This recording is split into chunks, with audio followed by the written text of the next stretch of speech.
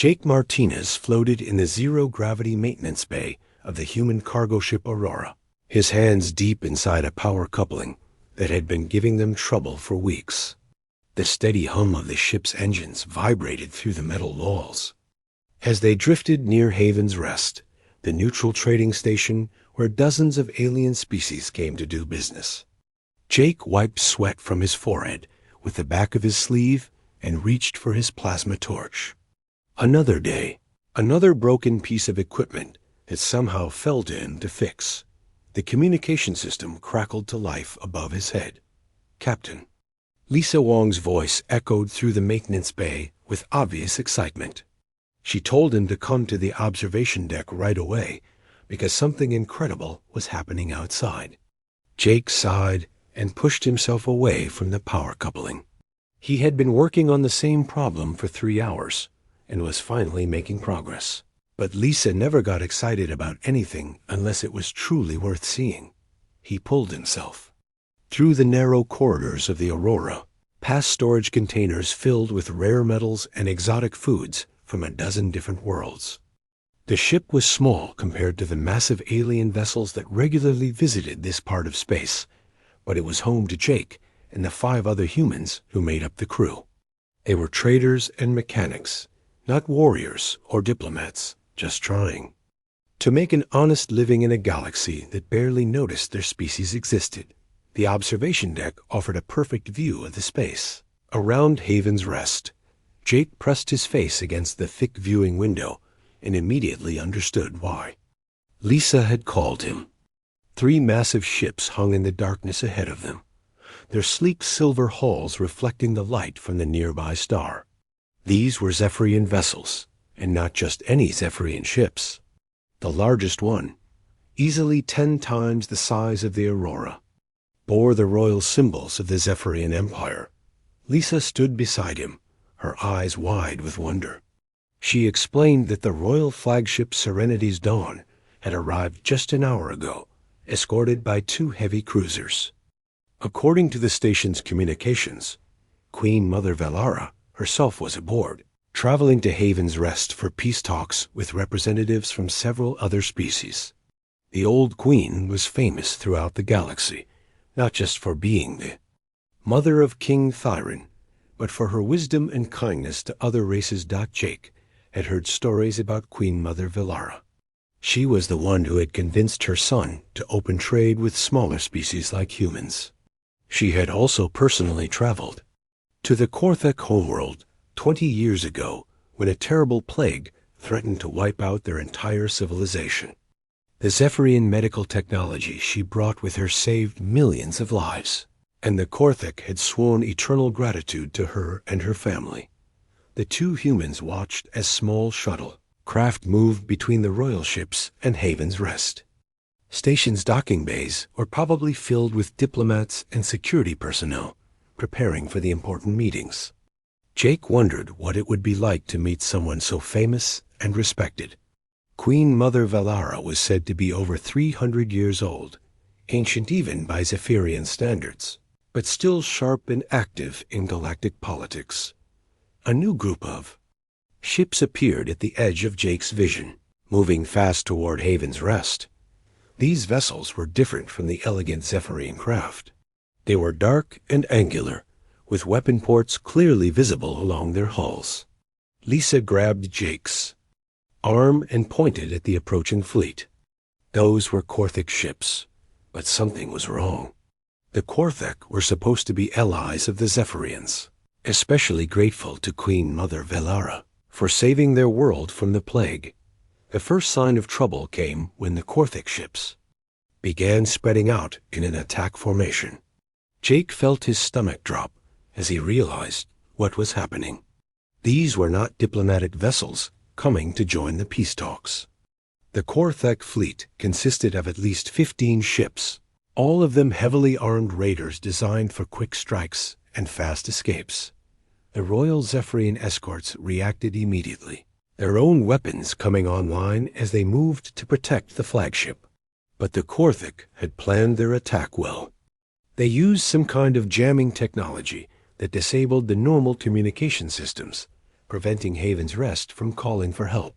Worse yet, they seemed to have new stealth technology that made their ships difficult to target accurately. Watched in horror as the battle began. The space around Haven's Rest filled with weapon fire and explosions.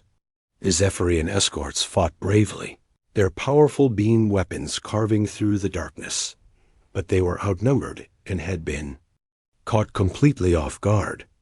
The Korthic ships swarmed around them like angry insects, striking from multiple directions at once. The royal flagship Serenity's Dawn tried to escape, its massive engines flaring to life as it attempted to reach the safety of deep space. But the Korthic had positioned their fastest ships to cut off any retreat. Jake could see the flagship's shields flickering under the constant bombardment from the attacking vessels.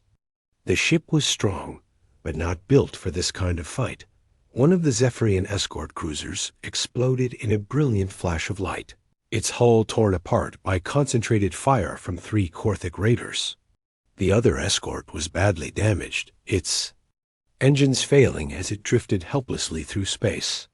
The crew was probably still alive, but their ship could no longer protect the royal flagship Dot.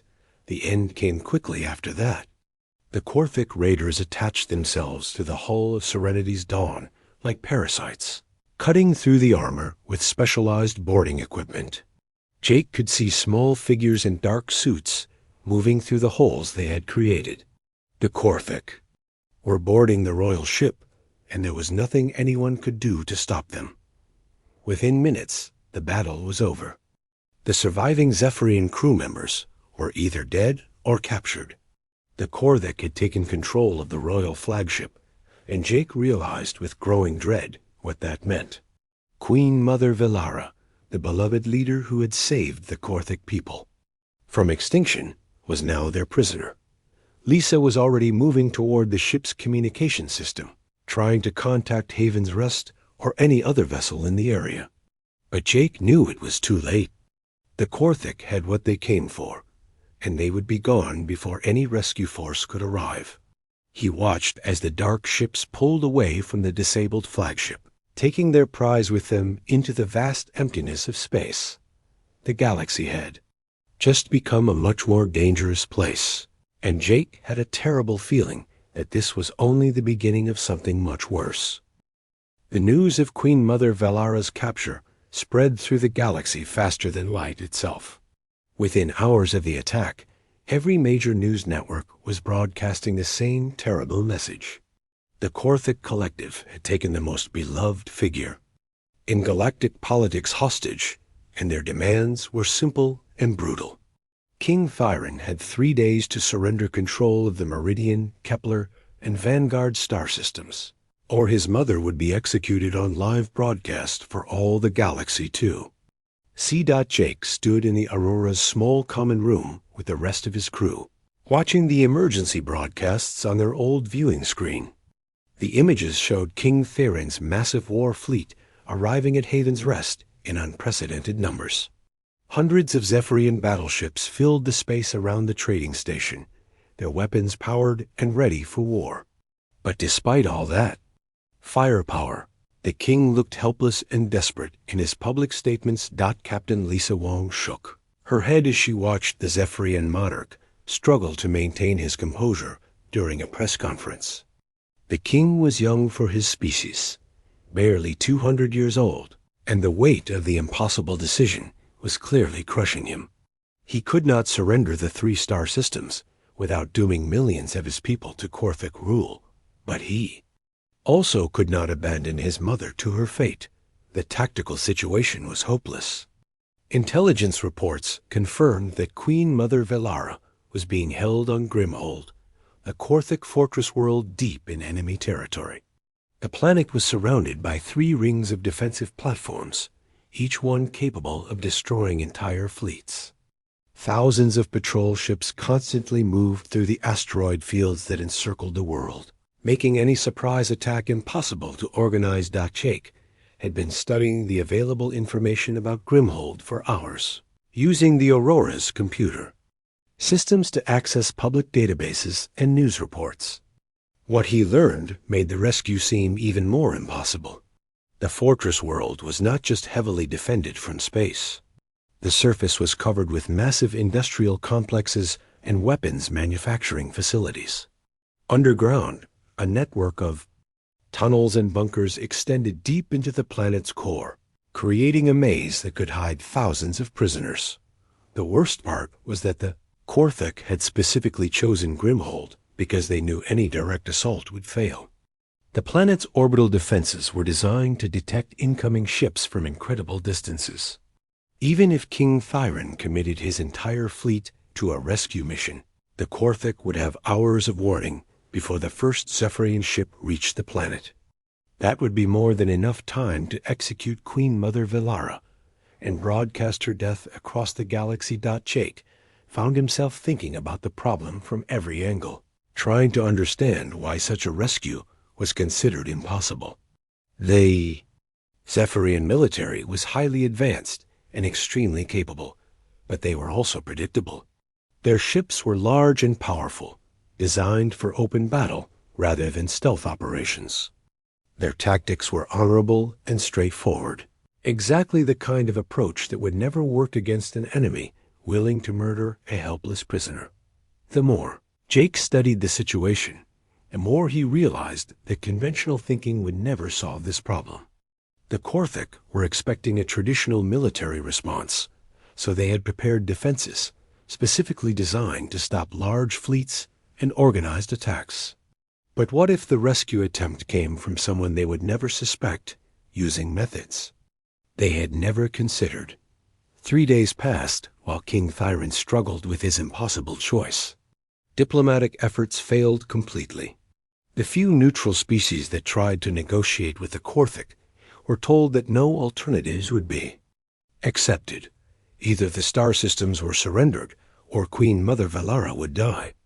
The deadline was approaching fast, and still no one had found a way to reach the imprisoned queen.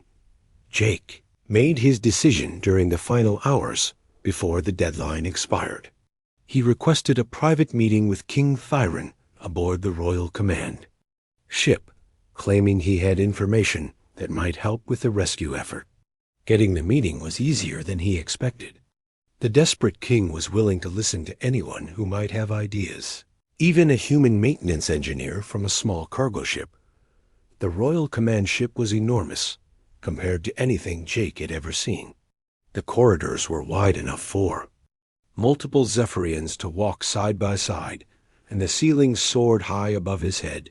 Everything was made from polished metal and exotic materials that reflected light in strange and beautiful ways. Guards in ceremonial armor escorted Jake through passages lined with artwork from dozens of different worlds. King Thyron received him in a private chamber filled with star charts and tactical displays. The monarch looked exhausted, his usually bright scales dulled by stress and lack of sleep. Jake could see the weight of command crushing down on someone who had never expected to face such an impossible situation. The king listened politely as Jake explained his background and experience, but it was clear he did not expect much from this strange meeting. Jake began by explaining what he had learned about Grimhold and its defenses. He acknowledged that any conventional rescue attempt would fail, but suggested that the Korthik might have overlooked one possibility. They were prepared to stop Zephyrian ships and Zephyrian tactics, but they might not be ready for something completely different. King asked what Jake meant, and the human explained his idea carefully. A single person, using a small ship and unconventional methods, might be able to reach Grimhold without being detected. The Korthik considered humans to be insignificant and harmless, barely worth noticing in galactic affairs. That dismissive attitude could be turned into an advantage if someone was willing to take an enormous risk. King Thyron initially rejected the proposal completely. How could one human succeed where his entire military had failed? Jake was not a trained soldier or spy, just a maintenance worker with no combat experience or special equipment. The very idea seemed absurd, especially when the life of someone so precious hung in the balance. But Jake persisted, explaining his advantages in detail. His small size would allow him to move through spaces that larger aliens could never access. His knowledge of ship systems and engineering would help him bypass security measures designed to stop conventional intruders. Most importantly, his species' reputation for being unpredictable might work in his favor when dealing with enemies who thought they understood all possible threats. The conversation continued for hours, with Jake addressing every objection and concern the king raised. He admitted that the plan was extremely dangerous and likely to fail, but pointed out that conventional approaches had already been proven impossible. Sometimes the only way to solve an unsolvable problem was to try something that seemed crazy. Finally, King Thyron agreed to consider the proposal, but only if Jake could prove he understood the full scope of what he was volunteering to do.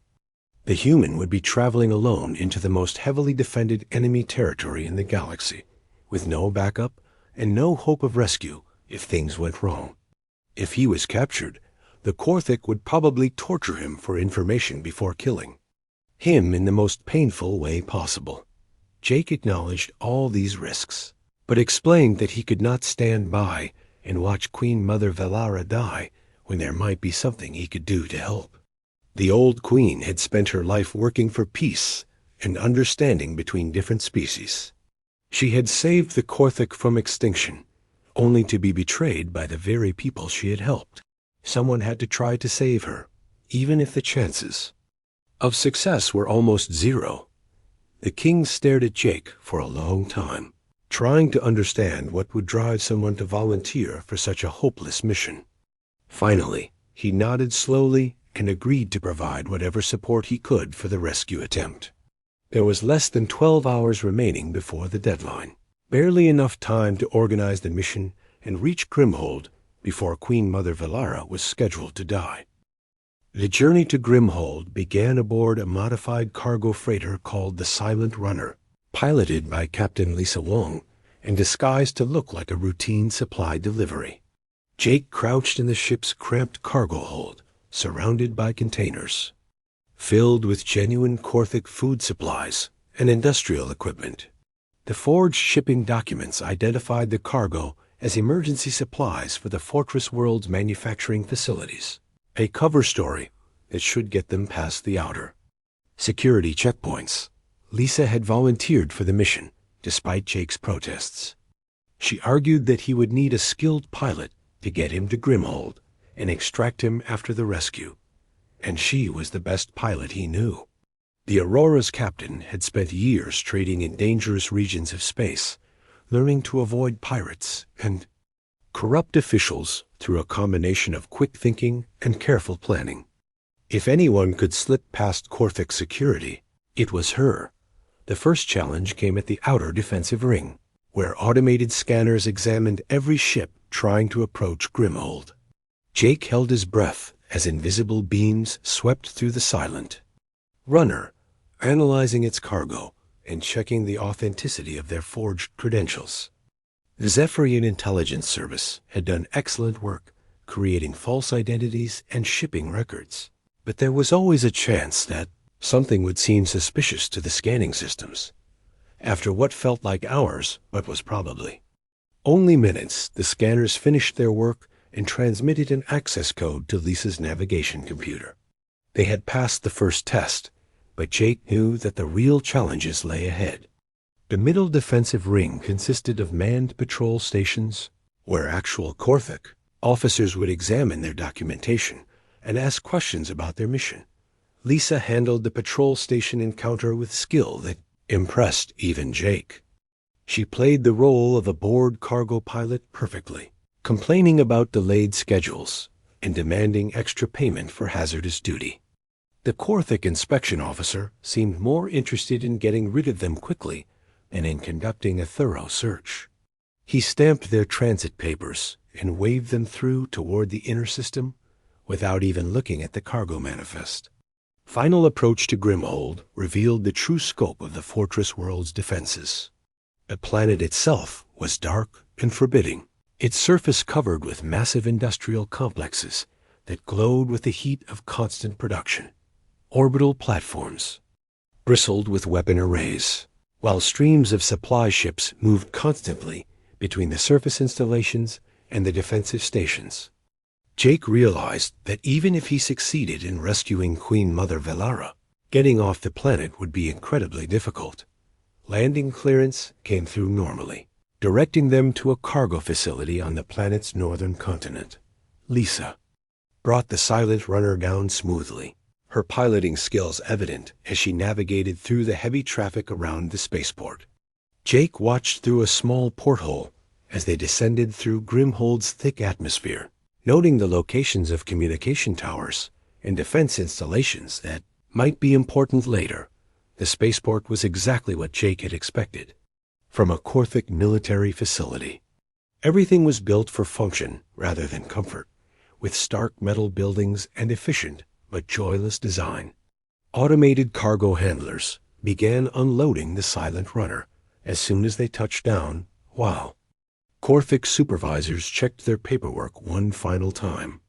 Jake remained hidden in a specially prepared compartment until the inspection was complete. Once the cargo handlers finished their work and moved on to other ships, Jake emerged from his hiding place and began the most dangerous part of his mission. He had studied the layout of Grimhold's facilities for days, memorizing the locations of power stations, communication centers, and security checkpoints. The prisoner holding areas were located deep underground, in a complex of tunnels and chambers, carved directly into the planet's bedrock. Getting into the underground facility required Jake to use skills he had developed during years of maintaining spacecraft systems. Every major building on Grimhold was connected to the planet's central power grid through a network of maintenance tunnels. These passages were designed for automated repair systems rather than human access, but Jake's small size allowed him to crawl through spaces that would be impossible for larger aliens to navigate. The maintenance tunnels were dark and claustrophobic, lit only by the faint glow of status indicators on the power conduits that ran along the walls. Jake pulled himself forward using handholds designed for maintenance robots, trying to stay quiet while following the schematic maps he had memorized. The air was thin and tasted of metal and industrial chemicals, making it hard to breathe without coughing. After what felt like hours of crawling through the narrow passages, Jake reached an access panel that should lead into the main underground complex. He used his engineering tools to override the security locks, a process that required him to reroute power through secondary circuits while avoiding the automated alarms. His hands shook slightly as he worked, knowing that one mistake could trigger security alerts throughout the entire facility. The access panel opened silently, revealing a dimly lit corridor lined with heavy security doors. Jake slipped through the opening and immediately realized that finding Queen Mother Velara would be more difficult than he had anticipated. The underground complex was enormous, with dozens of levels connected by lifts and stairways. Hundreds of cells could be hidden in such a place, and he had no way of knowing which one held the imprisoned queen. Jake decided to start his search in the deepest levels, reasoning that the Korthic would keep their most important prisoner as far from the surface as possible. He moved carefully through the corridors, staying in the shadows and avoiding the automated security cameras that swept back and forth at regular intervals. The facility seemed designed to break the spirit of anyone imprisoned here, with harsh lighting and walls made from dark, oppressive materials. The first few levels contained mostly empty cells and storage areas, but Jake could hear sounds of activity from deeper in the complex. Voices echoed through the corridors, speaking in the harsh Korthic language that he did not understand. He pressed himself against the wall as a group of guards passed by, their heavy footsteps echoing off the metal floors. The guards seemed relaxed and confident, clearly not expecting any rescue attempts. On the 5th underground level, Jake found what he was looking for. A section of the complex was more heavily guarded than the rest, with multiple checkpoints and additional security measures. The cells in this area were larger and better equipped than the others, suggesting they were designed for important prisoners rather than common criminals. Jake studied the guard patterns carefully, noting that they changed shifts every few hours and seemed to follow predictable patrol routes. Finding the specific cell that held Queen Mother Velara required Jake to take increasingly dangerous risks. He had to get close enough to the secured area to identify the right location, but the guards were more alert here and the security systems more sophisticated. Using his knowledge of electronic systems, he managed to tap into the facility's internal communication network, listening to guard chatter and administrative messages. The breakthrough came when he overheard a conversation between two Korthik officers discussing the prisoner's condition. They mentioned that the old Zephyrian was being kept in maximum security cell 7, and that she had been refusing to eat the food provided by her captors. Jake felt a surge of hope mixed with worry. Queen Mother Velara was still alive, but she might be weakening from her imprisonment. Cell 7 was located at the end of a heavily guarded corridor, protected by both electronic locks and physical barriers. Jake realized that reaching the Queen would require him to disable several security systems simultaneously while avoiding detection by the roving patrols. He would also need to find a way to get Queen Mother Velara out of the cell and through the complex without raising alarms. Rescue attempt would have to wait until the guards changed shifts, giving Jake a brief window when the corridors would be less heavily monitored.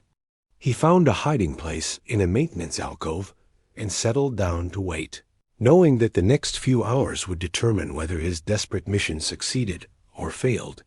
Outside, the deadline for the Korthik ultimatum was approaching rapidly, and Jake wondered if he would be too late to save the woman who had risked everything to help others throughout her long life. Jake waited in the maintenance alcove for 3 hours, watching the guard patrols and memorizing their timing. The shift change happened exactly when the intercepted communications had indicated, giving him a narrow window of opportunity as the old guards filed out and the new ones took their positions. There was a brief period when the corridors were less carefully monitored. Jake knew this was his only chance. Moving quickly but quietly, he made his way toward the maximum security section. His heart pounded as he approached the first checkpoint, where he would need to disable the electronic locks without triggering the alarm systems. Jake had studied the security protocols during his long wait, identifying the specific frequency patterns used by the locking mechanisms.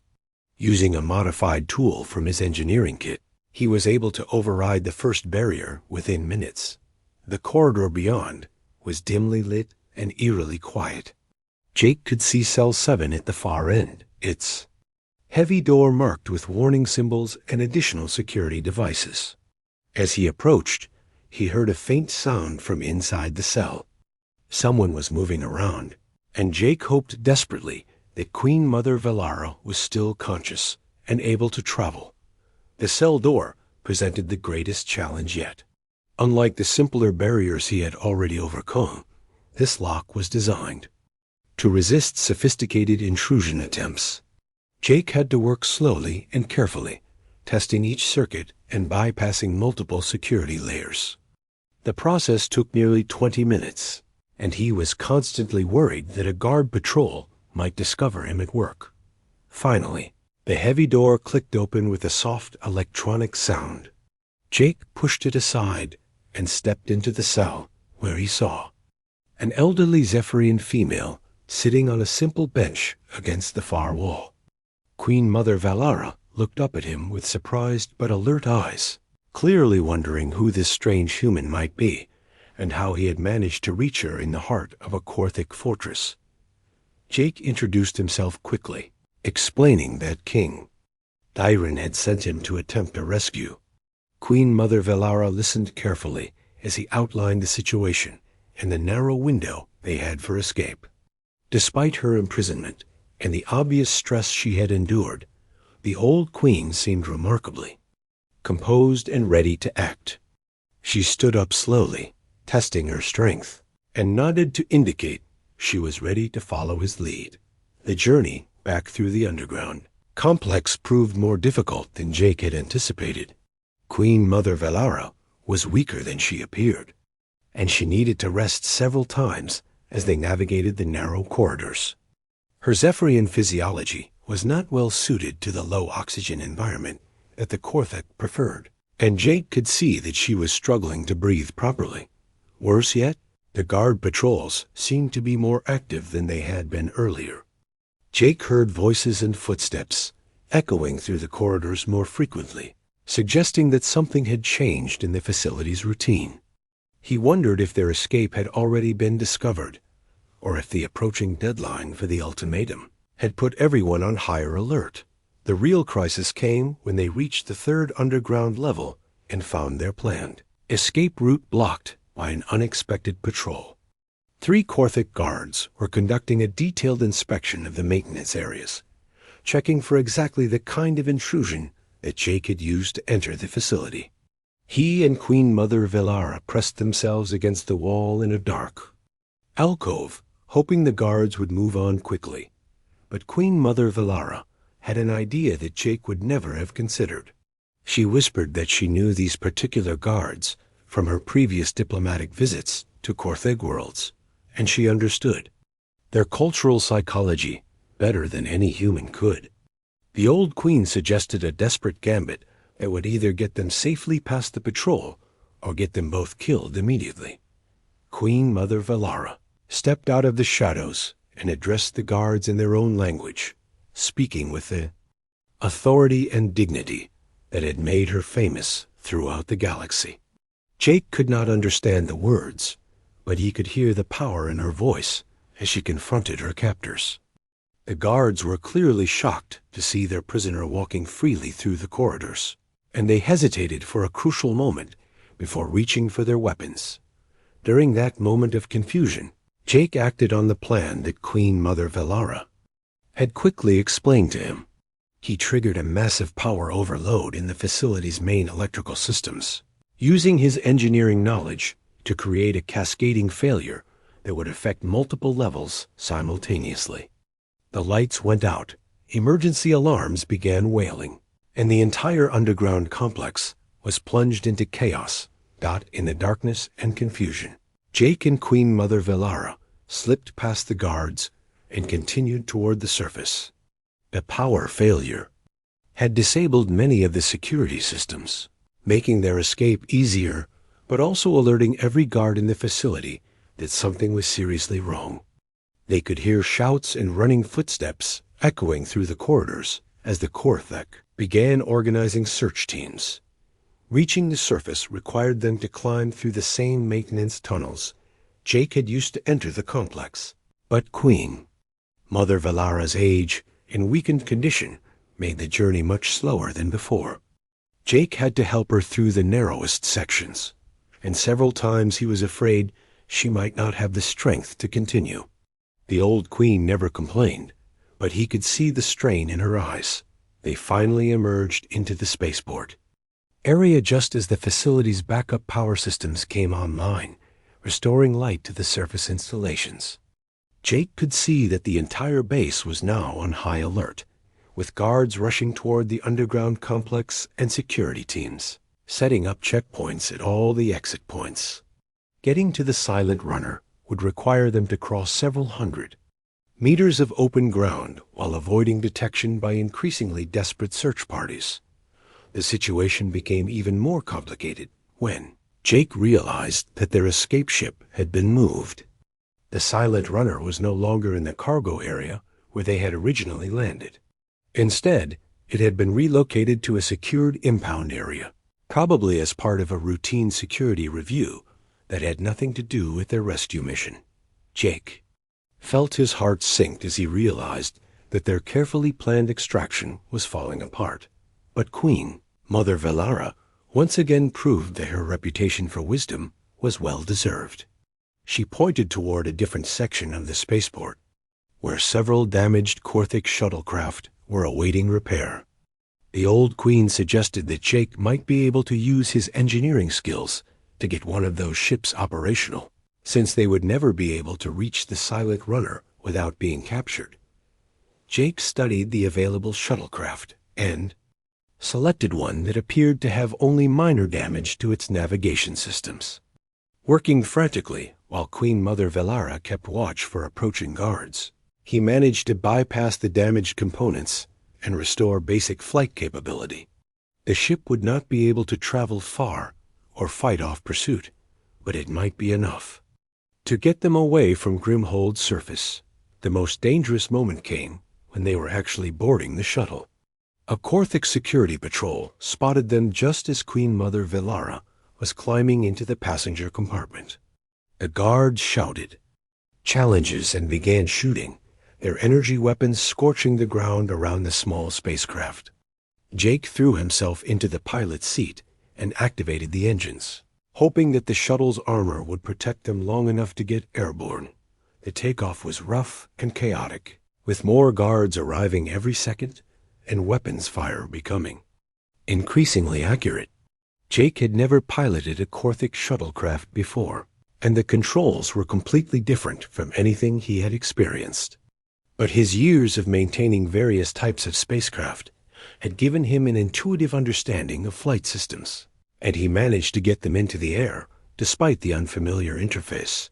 The real test came when they reached the upper atmosphere and encountered the orbital defense platforms.